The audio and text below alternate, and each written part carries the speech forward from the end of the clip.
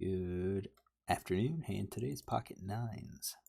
So in this hand, we get a min raiser and a caller, and then it's on me. Min raiser, I've got 3,000 hands on him. I've got only 92 hands on the second villain. I don't have any specific notes on him, so we can just kind of go with the unknown and kind of what the general trend is. So I think with villain 2, he's under the gun, early position. His limp first ins 1%. Raise first ins 20%. Basically always comes in with a raise, at least in early position. Limping could have just been accidental, misclick. Well, 4 of them, 4 out of 542. Maybe it's just like really weak, or playing in, maybe it's a short-handed game. He's under the gun, or something like that, something that's different. Min raise does seem a little sketchy. So if we just do 20%, I think it's probably something like this. Probably not these offsuits. I think we give him these combos. We'll say ace jack. Probably something like that. I mean, that's 18.6%. Maybe he has king jack, queen jack. I think I'm more inclined to give him offsuit aces, if anything, so maybe something like that. Now the min raise, is that going to change anything? Yeah, I do think it does. So I think queens plus ace king, he'd bet larger. Probably also ace queen suited, unless he's got an aversion against it. Probably also ace queen. I think jacks probably too would bet larger.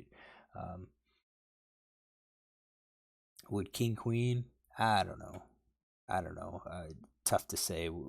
I didn't take any notes on him, so we'll add some notes to this hand if we get to see his hand. So I'm gonna say this is his limping range. Not limping. His min raising range, and now we have a caller, pretty loose caller, playing 41% VPIP. He did call a 2-bet. He is in mid position, so call 2-bet 17%. He's going to be out of position. Do I think he's going to have any monster hands? I don't think so, because when we look at his 3-bet stat, it's 17%, 1 out of 6. I think it's justified to say he's probably going to be raising several different hands. I do think suited aces would probably call there. Pocket pairs would call. I'm going to say queens plus ace king would probably call. As a loose player, he's probably calling these suited connectors and one gappers. How low? It's good call. I think he's probably calling here with these broadways, offsuit broadways, probably maybe ace 8, as low as ace 8 off. And I may be missing some hands that he'd call. I'm missing some hands that he would have raised. Maybe he'd raise ace queen. So now it's on us. What do we do? I'm sure in the cutoff I just called with a range like this. He does fold 44% of the time after he opens. I think if I raise here, he's probably going to be folding. I think we can be justified in raising several different hands, expanding our range, and definitely by raising, I think we're going to get this guy. He's called 42%.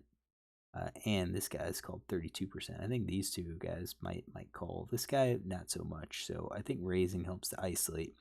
And I probably should do that. I mean, it's almost like a squeeze. And we would do it with our 3-bet range, which is something like this. But I'd also add like ace queen offsuit, possibly ace jack offsuit to a raising range, king queen offsuit. I'd probably keep ace queen, king queen. I'd probably keep these in my calling range to help protect these upper pocket pairs. I think we could raise 5, 6s, and 7s. I think we could raise the remaining ace 2, ace 3 hands. Not get overboard with it, but still, okay, still gives us hands that will do well, and hopefully we would be in position. So I'm just going to say this is my calling range because I'm sure that that's what I was playing.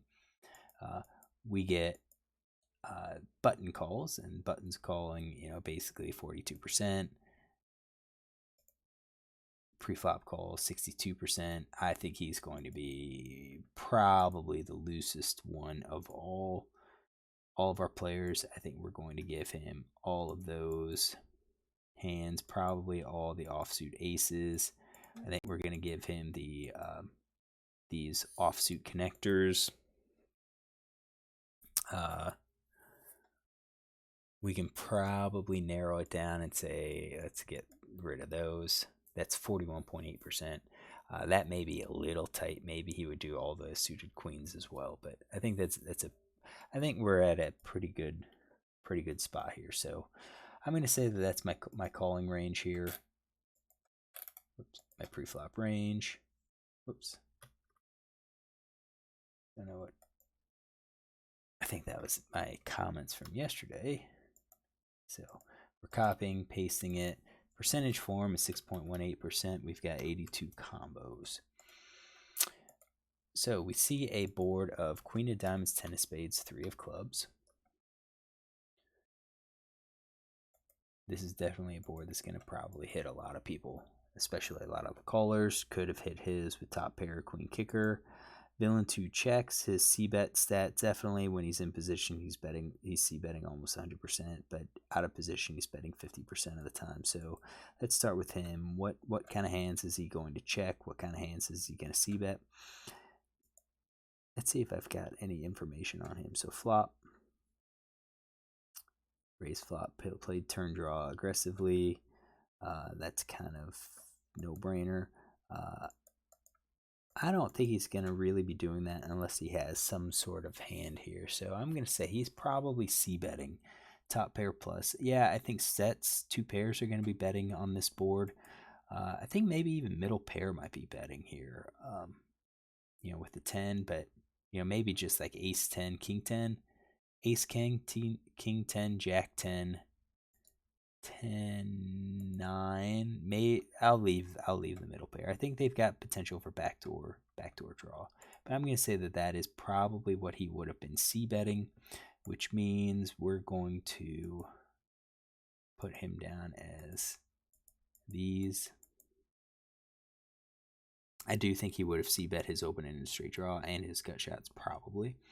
I think that would make up a good chunk of his 50% range. Or less on this board. So I think he's checking 75.5% of the time. This villain checks. I think he's probably going to be checking 100% of this time. He's got people behind him. I think sets and 2 pair. He might be a little bit trappy because that's how players tend to play.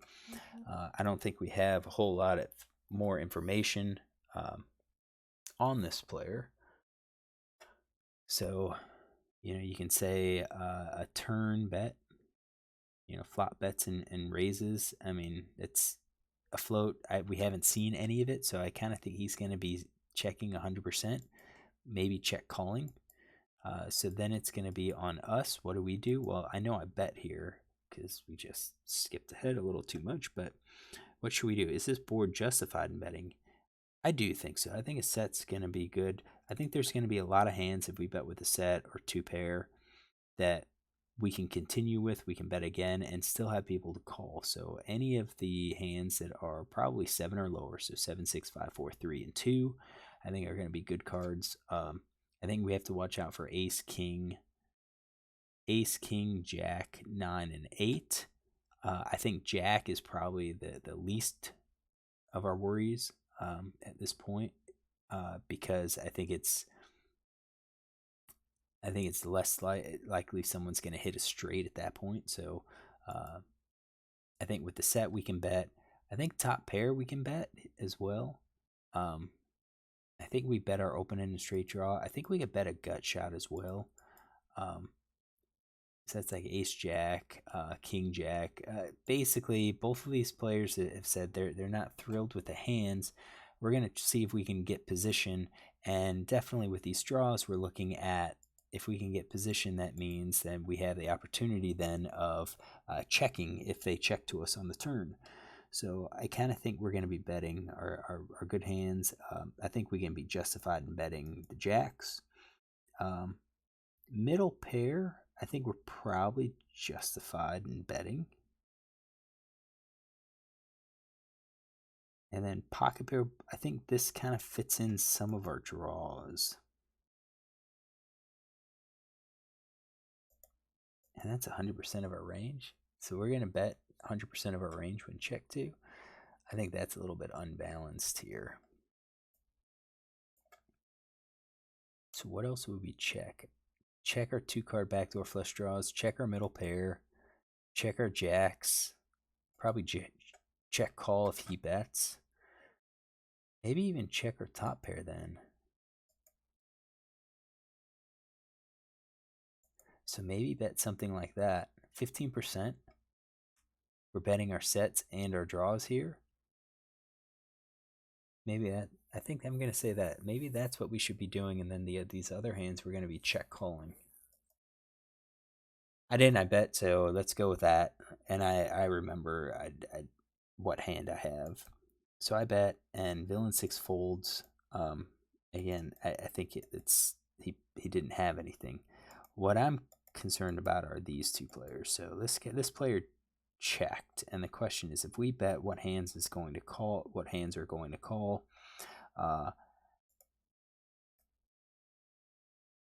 Well, you can see he doesn't really have a whole lot. Maybe open-ended straight draw, maybe the gut shot he would call with.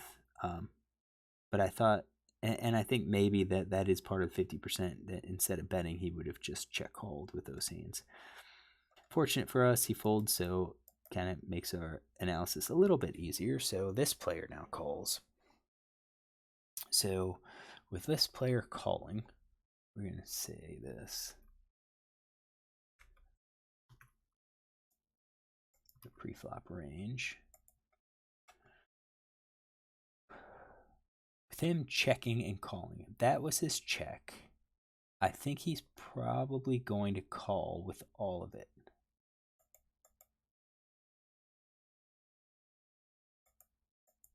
So that would be our open-ended straight draw, our gut shot. Top pair plus. Jacks probably call at least once. I think middle pair would probably call at least once. I think pocket pair below the second card is probably going to fold. So we're going to say 53% of the time he calls. That's his flop range. That is 53.1%. He's got 146 combos that pass through the range. Our range is a much tighter range, which would make us should make us ahead, I believe.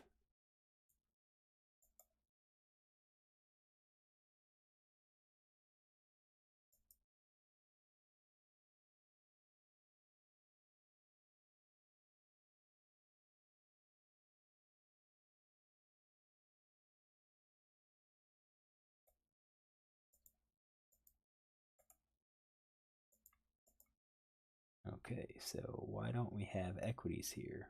I don't know. Queen of diamonds, 10 of spades, 3 clubs.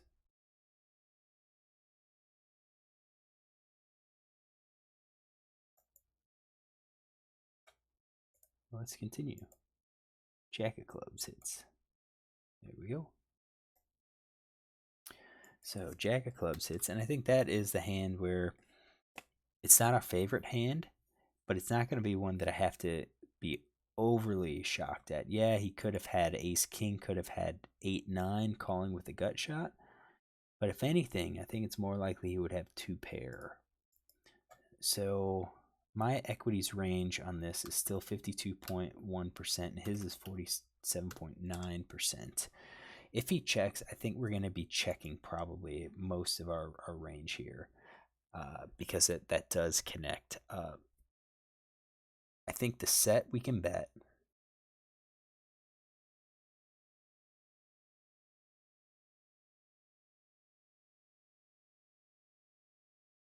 Well, I think based on what we have, we're going to just be checking it and hope that he bets. We probably call. So he does check, and I think he's going to check with 100% of his range. Then I think we're going to probably be checking behind 100% of our range here. I do think that jack's just a bad card. I think it doesn't make sense for us to bet again, even if we have trips. If we bet trips and he raises with, let's say, king queen, queen 9, 10, 10-9, could we really call? I think we could be justified in folding. So I kind of feel like we are going to just have to check, and I think that kind of gets back to our flop play. Maybe my flop play wasn't as good as it needed to be, because maybe instead of betting those, maybe my play was just to check everything and see what this jack brings, and then go ahead and bet with our clubs, with our straights, with our trips, and so forth. We've got a lot more hands we can represent if we checked everything, whereas now it's kind of hard to bet again and represent, let's say, ace king or 8-9. I don't think we're going to have any. I don't think we're going to generate a whole lot of folds. So I think that might have been the proper place to check everything on that flop. So what happens here? Then the queen of clubs. And that, I think, is just not the greatest run out. Not the greatest run out. If he called with the queens, he just caught trips. He checks, and I don't think he's going to be checking a full house. I don't think he's going to check the flush. Maybe thinks he could check the straight because he's afraid. He's afraid of raising. I don't think three of a kind. So the question is, if I bet in here, would he fold? He might fold. Looks like I have a club. So he checked. I'm going to guess something weaker. And I think if I bet, he's going to fold that weak pair. He's going to fold, what is that, 23% of the time. 54% of the time if he folds that middle pair. So he's only going to be calling 40-something. 54, 40, about 45% is when he calls. He's folding 55%. I think betting could have been a strong play here. We kind of represent queen, and then the jack gets there, and it's like, ah, crap. We give a straight, and then we bet again, and, we could easily rep the queen. But it's a pure bluff. So he shows king 10. That's in the weak pair. He has it, and we had the nines. So, how do we change that? He's not folding. He's not folding the turn, and I think that sets up the river. And I think a flush, a straight, he would have to really contemplate: am I bluffing here? And I think if I check the flop and then bet the turn, what could I really be bluffing with? And then bet the turn. He's calling, and then I could bet the river. Bet the turn because I picked up the club, and then the club gets there. Whereas if I bet the flop here, there's no flush draw. So then I check the... Yeah, I kind of feel like my play should have been to check everything on the flop, and then that gives me more bluff opportunities on the turn and the river then at that point. All right, so we'll end here. Kind of a tough hand. I lost out. I think if I bet, he probably folds, or I'm going to hope he folds. We didn't get to see what he made his min raise with, but we do know that he called with king 10, so pretty loose. All right, if you like this, look tomorrow for another hand.